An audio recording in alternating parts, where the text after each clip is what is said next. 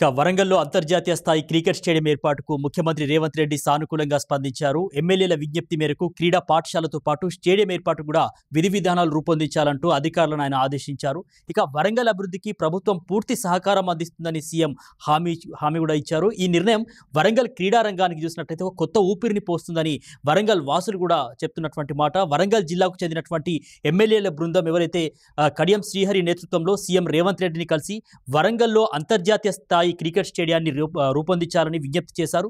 ఈ విజ్ఞప్తిపై సీఎం కూడా సానుకూలంగా స్పందించి వెంటనే అధికారులను విధి విధానాలు రూపొందించాలని ఆదేశించారు.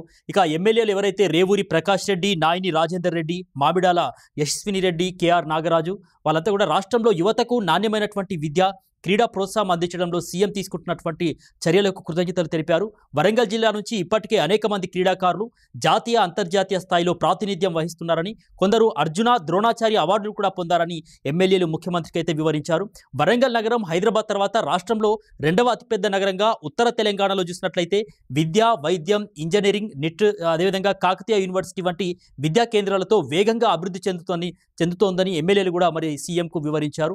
యువతలో క్రికెట్పై ఉన్నటువంటి అపారమైనటువంటి ఆసక్తిని దృష్టిలో పెట్టుకొని వరంగల్లో ఒక ప్రత్యేకమైనటువంటి క్రికెట్ స్టేడియాన్ని ఏర్పాటు చేయాలనే డిమాండ్ ఉందని వివరించారు. సీఎం ఇప్పటికే చేపడుతున్నటువంటి నగరాభివృద్ధి చర్యలో భాగంగా క్రికెట్ స్టేడియం మంజూరైతే గనక అది వరంగల్ నగరానికి ఒక మణిహారంగా మారుతుందని కూడా వారు చెప్తా ఉన్నారు. ఎమ్మెల్యేల విజ్ఞప్తిని సానుకూలంగా స్వీకరించినటువంటి సీఎం రేవంత్ రెడ్డి తక్షణమే సంబంధిత శాఖ సెక్రటరీతో ఫోన్లో మాట్లాడారు. వరంగల్లో క్రీడా పాఠశాల, అదేవిధంగా క్రికెట్ స్టేడియాన్ని కూడా ఏర్పాటు చేయాలని చెప్పేసి వాళ్ళు అదేవిధంగా ప్రతిపాదనలు కూడా దానికి సంబంధించి రూపొందించాలని ఆదేశాలు జారీ చేశారు.